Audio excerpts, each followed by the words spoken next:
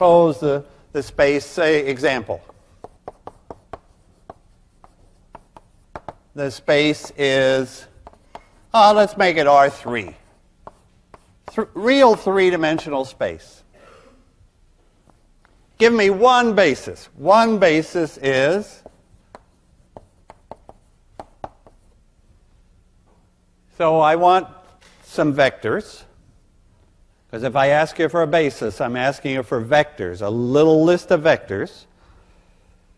And it should be just right.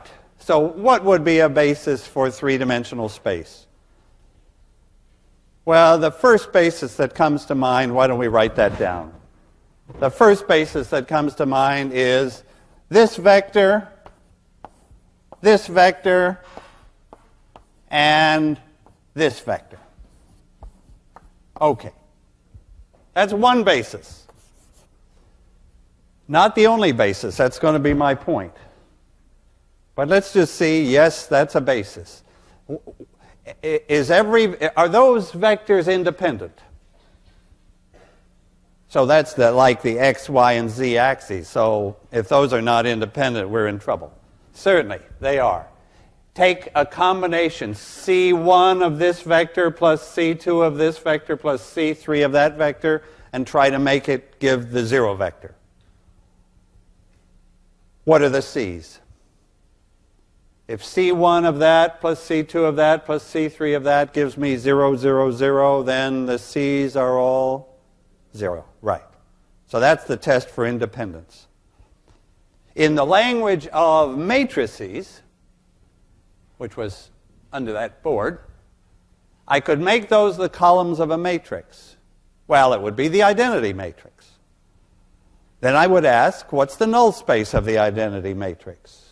And you would say, it's only the zero vector. And I would say, fine, then the columns are independent. The only thing, the identity times a vector giving 0, the only vector that does that is 0. Okay. Now, that's not the only basis, far from it. Tell me another basis, a second basis, another basis.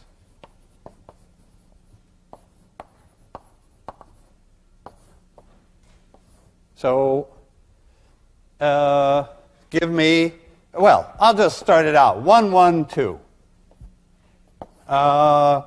2, 2, 5. Suppose I stop there. Has that little bunch of vectors got the properties that I'm asking for in a basis for R3? We're looking for a basis for R3. Are they independent, those two column vectors? Yes. Do they span R3?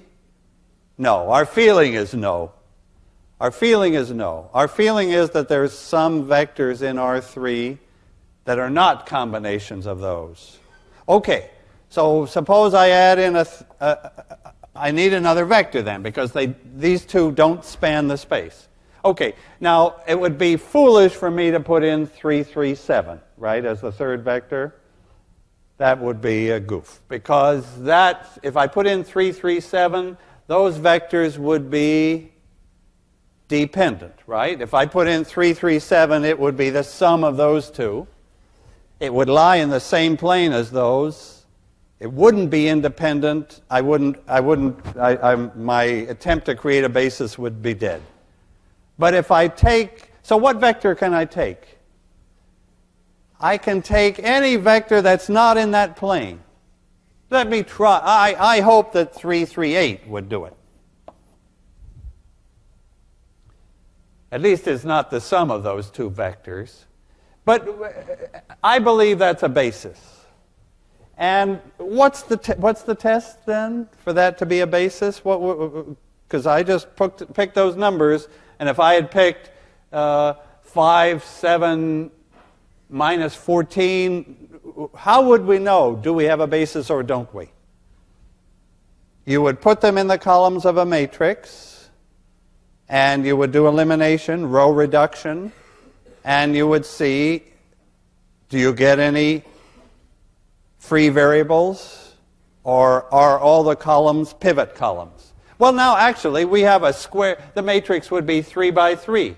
So what's the test on the matrix then? The matrix, so in this case, when my space is R3 and I have 3 vectors, my matrix is square. And what am I asking about that matrix in order for those columns to be a basis? So in this for Rn, if I have n vectors give a basis, if the n by n matrix with those columns